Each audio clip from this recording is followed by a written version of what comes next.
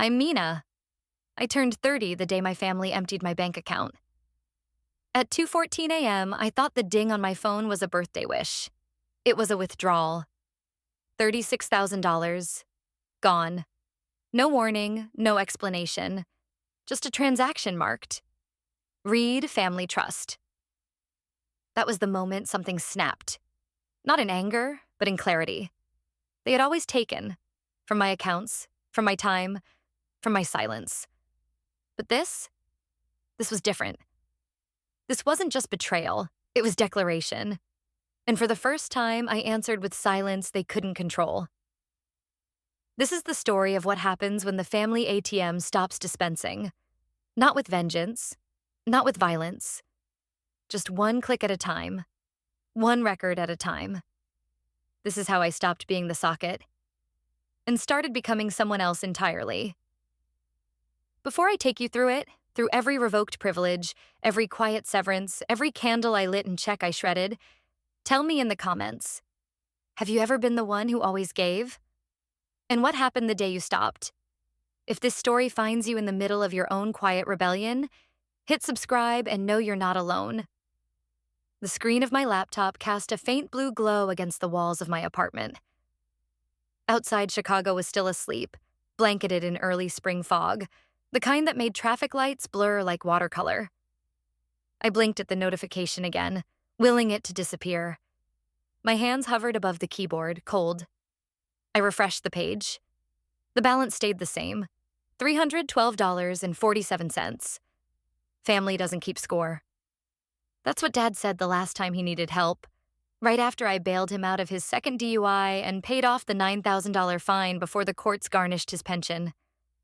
I had believed him, or at least I wanted to. Maybe if I kept being the dependable one, they'd eventually see me. I stared at the transaction log. Transfer to Reed Family Trust, $36,000. No authorization, no heads up. Just gone. I reached for my phone. The screen lit up with the time and a tiny digital cake emoji that Chloe had scheduled for 8 a.m. A pre-written happy 30th from the sister whose tuition I'd helped cover 3 years in a row. My thumb hovered over her name, but I didn't call. I called him. It rang twice. Then came the thump of bass, music, laughter. Dad answered with a slurred, "Birthday girl." "Where's my money?" For a second, all I heard was background chatter, glasses clinking. Then he said, yeah, about that." We were celebrating Chloe getting into grad school. Carol said her car barely made it home last week. Timing belt or something. He laughed like it was a funny sitcom plot. We needed help. We didn't think we needed permission. My breath caught. "You took it without telling me. We're family, Mina." His voice was maddeningly calm. "What's the point of all that saving if you're not going to share when someone's in trouble?" Carol's voice cut through the line, unmistakable. "Would you have bought candles for yourself?" I stood up slowly, hand gripping the edge of the counter. "You went into my account, took everything I had, and you're joking about candles?" There was a pause. Then he said, quieter, "You're overreacting. It's not like we stole it."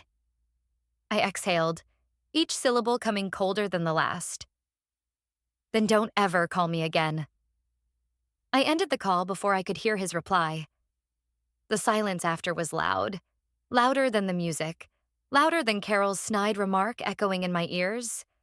My fingers moved before I could fully think. Muscle memory fueled by adrenaline and something deeper. Survival. I pulled up my bank's homepage again, opened the Auto Pay and Connected Accounts tab, and started deleting. Netflix, gone. Family cell phone plan, gone. Spotify, gone. Mom's insurance premium, goodbye. Dad's car lease, cut. Chloe's Venmo auto transfer, canceled, blocked, done. Each click was surgical, precise. No anger, no trembling, just pure mechanical finality. They wanted to teach me that family doesn't keep score. Fine. I just stopped keeping the lights on. They thought I'd scream. Instead, I clicked Revoke Access. The The quiet of my apartment didn't match the storm I was beginning to unleash. The cursor hovered for just a second before I confirmed it. Co-signer privileges revoked. Chloe's federal student loan, no longer connected to my credit. Just one click and years of being the emergency contact, the backup plan, the financial scapegoat, undone. I opened a new tab. Electricity, water, gas, all set up under my name. Some still servicing the family home, a relic of my high school address. I'd been paying them since I was 12, ever since I handed my tip money from the salon to Mom so she could keep the lights on. That was my training. They taught me to believe that responsibility and sacrifice were the same thing. Click, disconnect gas. Click. Remove my credit card from the city utility portal. Click. Revoke access to the Chase card Dad had for emergencies. It was last used to buy a round of cocktails at the River Room. I was a firewall now, and I'd been built in silence. Somewhere around 3:18 a.m., my phone buzzed. I thought it was another automated bank alert, but it was a tow notification. Chloe's car, technically my car, was being repossessed. I had stopped paying the lease last month, a quiet boundary I drew when she started tagging me in weekend getaway photos instead of paying me back. A few minutes later, I opened my password vault. There were 37 saved logins with the word read in them. Utilities, school portals, subscription bundles, the HOA app for the condo that I was paying on their behalf. I started from the top. By the time the sun began to bleed through the blinds, I'd deleted 14 recurring transfers, revoked 3 cosign privileges, flagged 4 suspicious insurance claims under my name, and froze 2 accounts that still had me listed as a guarantor. Then came the text. Emma Clark. Did you just pull the plug on the whole family?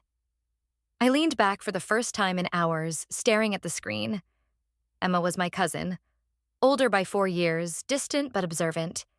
She didn't show up to family birthdays. I always assumed it was because she couldn't be bothered. Maybe now I understood. I typed back, then paused. Was I really pulling the plug? Number I wasn't cutting their oxygen. I was just refusing to be their oxygen tank. I typed again, slower this time. Me. I didn't pull the plug. I just stopped being the socket. I stared at those words for a long time before hitting send. The next tab I opened was my bank's document request portal. I submitted a full export of 5 years of financial activity. Transfers, loans, auto debits. I wanted everything. If I was going to rebuild, I'd start with data. The folder structure came to me instinctively. /read family, /transfers, /loans, red flags, /receipts, calls, placeholder for later. Organizing it felt like breathing for the first time. Every time they'd said, "we forgot," or "it wasn't that much," I'd let it slide. Not anymore. The numbers were about to speak, and I wasn't going to raise my voice. They'd do it for me. Then the phone buzzed again. Mom text message. Your father fell. It's serious. Call back now. I stared at the screen, unmoved. Was it real? Was it guilt bait? Was it both? My hand hovered above the phone, but I didn't call back. Not yet. Not now. The group chat has a new name. Real Family. I wasn't in it anymore. It took me a minute to figure it out. Why the notifications had stopped. Then Emma forwarded the screenshot. There it was. Time-stamped and clean. Chloe had renamed the family thread at 11:42 p.m. last night. I had been removed 3 minutes earlier. So that was it. Silence wasn't just a shield anymore. It was a weapon. I put the phone down slowly, almost reverently. I didn't react. Not the way they expected. I didn't cry. Didn't throw the phone. Didn't call Emma and beg for context. Instead, I opened my email. Buried beneath promotional junk and payment receipts was the thread I'd last opened 2 years ago. Subject POA file review. Inactive status pending. My attorney, Julia Marks, had prepared it back then when I almost revoked my financial responsibilities. I never signed. I thought maybe they'd change. Maybe they'd stop bleeding me. I clicked forward. The message to Julia was short. Proceed. Full termination. No successor agents. Just one more artery sealed. The apartment was still and gray with morning light. The kind of day that couldn't decide if it wanted to rain or bake. I moved like I was underwater. Each step exact, each decision irreversible. A voicemail pinged. Mom. Mina, your father's wrist is fractured. You think we enjoy needing your help? You think this is easy for us? Pause. Then another ping. Dad. Just because you can pay doesn't mean you should act like a saint. We made sacrifices too, you know. I let both messages play without response. I didn't even save them. But I did transcribe them, word for word, into the folder marked calls/. Another ping. Emma again. This time it wasn't a screenshot. It was a voice note. I hesitated before pressing play, unsure what exactly I was inviting into my ears. Then Chloe's voice filled the room. Bright, laughing, drunk on her own cruelty. She's just a debit card with emotions. That's all Mina's ever been. I sat there, not blinking. Debit card with emotions. The words looped like a refrain, like a brand. But instead of burning, I smiled. Not the soft, forgiving kind. The other kind. The kind I'd only seen in mirrors when I was holding a deadline or a deadline was holding me. I stood up, crossed to my printer, and grabbed a blank check. Pay to, Peace Fund amount, $36,000. Memo for surviving them. I placed it next to a single candle and struck a match. The flame licked into life, small, defiant. The kind of light you couldn't ignore in a room this dim. As the candle burned, I shredded the check into neat, measured strips. Not because I needed symbolism, but because I needed finality. There would be no reimbursement, no refund, no repayment, only release. At noon, my inbox chimed again. The subject line was almost laughable in its timing. You're invited. Haley and Logan, May 25th, Haley Brooks. Dad's second cousin's daughter, technically. But Mom always called her the daughter I never had, right in front of me. I opened the attached invitation. Engagement brunch. Upscale venue. Dress code. Summer formal. Of course it would be there. Of course they would be there. I leaned back in my chair, fingers steepled. The candle was still flickering. So was I. The crystal bellroom shimmered under 100 golden bulbs, casting a warm, artificial glow over lace-draped tables and mirrored centerpieces. I didn't come to be seen. I came to be untouchable. There was a subtle hush when I stepped into the foyer. Not loud enough to stop the quartet, but enough to make heads pivot, then pause. I moved without haste, black satin trailing behind me like a shadow I'd finally decided to wear openly. It wasn't just a dress, it was a boundary stitched into fabric. No RSVP, no escort. I walked past the registry table, offered the staff a faint smile, and found a seat among distant cousins I barely remembered. Their surprise flickered, but they didn't dare question it. Nobody did. Not tonight. As a kid, my mother once said, "Wear something they'll remember." Tonight, I wore black satin, not to mourn, but to mark the death of who they owned. The room was a soft murmur of violins and clinking glasses, but at the far table near the dance floor, I felt their attention. My parents, Chloe. They sat upright now, like royalty caught off guard. Carol whispered something to Thomas. He glanced at me once, then shifted uncomfortably in his chair. Chloe stared into her champagne flute. A server passed. I reached for a glass of sparkling water, then placed my clutch beside the dessert fork. My movements were careful, quiet, surgical. I didn't make eye contact. I didn't smile. I didn't scan for allies. I simply existed in the same space. And that was enough to rupture something. I saw Emma a few tables down. Her eyes widened in a mix of pride and wariness. She lifted her glass just slightly. I acknowledged her with a blink. Carol approached first.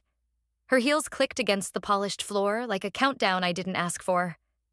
She stood beside me, hands folded too neatly in front of a seafoam green wrap dress. "You look different," she said. "I am," I replied. Not turning, not rising. There was a moment, a flicker of something between confusion and guilt in her eyes, but it evaporated the second she realized I wasn't going to fill the silence. "I'm glad you came." She tried again. "Haley will appreciate it." I sipped my water. "You could have told us you were coming." "I didn't come for you." She hesitated. A breath, shallow. Her fingers flexed slightly. "Chloe's having a hard time. You know, the car, the loans. I'm sure she'll figure it out." Carol swallowed hard. "You've changed." I looked at her then, steady and without apology. I just stopped pretending." She stood there for another breath, then retreated with the grace of someone who didn't yet know they'd lost. Thomas caught her wrist as she returned. He said something low. She shook her head. I kept my posture serene, every muscle alert but unreadable.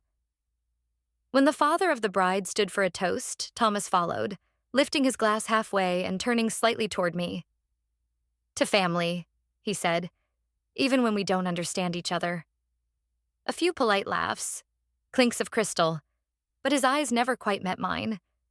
And I didn't flinch. Chloe didn't move the entire evening, her jaw set, her cheeks stiff. I caught her glancing my way only once, and in that brief moment, her eyes were not angry. They were empty. Dinner was served. The string quartet shifted to a softer tempo. Laughter bubbled in corners. I ate half a roll and most of my greens. No one spoke to me directly. And that, oddly, was the most respectful thing they'd ever done. Later, when the plates were cleared and the cake had been wheeled out in grand tiers, I pushed my chair back quietly, smoothed my dress, and prepared to leave. That's when I saw it. A folded note on my plate. I hadn't seen who left it. Pale ivory cardstock. Familiar penmanship. The looped R in raised told me enough. I turned it over once, then opened it. "We didn't raise you to be this cold." The note said I changed. It's true. Now I document everything. The morning after the wedding was silent in a way that didn't ask for music. Just the hum of the fridge, the soft click of my coffee machine.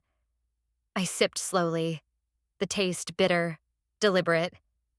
My apartment smelled like paper, freshly printed sheets, ink still sharp in the air. 17 folders lay fanned out on the kitchen table, each labeled in bold, all caps, medical authorizations, tuition transfers, co-signed leases, insurance, identity flags, emergency funds, gas bills, their house, auto payments, late fees I covered, and more. I didn't cry. I didn't rage. I just documented. Because that's who I became. The record keeper of a family that never thought I'd keep receipts. Years ago, I kept all this buried in a USB folder called Just In Case. This morning, I renamed it History. Each page I printed felt like closing a chapter that never asked for a plot. A spreadsheet with Chloe's tuition payments. $18,750 over 4 semesters. Screenshots of auto transfers labeled Emergency Gas Bill Dad. A medical document I'd forgotten about. Carol naming me emergency contact after her fall in 2018, but never mentioning it. I remembered driving 6 hours in the rain that night, arriving to find she'd already gone home. At 11:06 a.m., I opened my email and typed, "Julia, please finalize full termination of all financial, legal, and medical connections with Thomas and Carol Reed. No future liability, no successor designation. Attached, full documentation of misuse. Confirm once records are sealed." Mina, I paused before clicking send. Just long enough to remember my mother's handwriting. The way she looped the Y in you. The way she ended the note with guilt, not love. Then I clicked. At 11:21 a.m., Emma's voice message came in. Her text had been quiet since the wedding. Maybe she needed to breathe too. But the audio file she sent was short, no more than 6 seconds. Chloe's voice, unmistakable, high-pitched, furious. She was just a debit card with Wi-Fi. I blinked once, then again. Debit card with Wi-Fi. That's what I had become to them. Portable, programmable, disposable. I didn't reply. Instead, I compiled every PDF, scan, email trail, and voice transcription into a single file. It came out to 47 megabytes and 173 pages long. I named it history.pdf. Then I opened a new email window. To Julia Marks. Subject, final transaction attachment, history.pdf. Body, no further contact necessary. Before I sent it, I lit a candle again. The same one from days ago. Still half full. I unfolded the note my mother had left on the plate. "We didn't raise you to be this cold," and held it above the flame. It curled fast, shrinking into ash. I dropped the rest into a candle dish. It sizzled faintly, then vanished. Only then did I text Emma. Tell them, I hope they heal. But not on me. I stood, stretched, and walked to the window. Across the street, a boy zipped past on a skateboard, laughing at something no one else heard. My phone buzzed once. Calendar alert? Tomorrow, 30th birthday.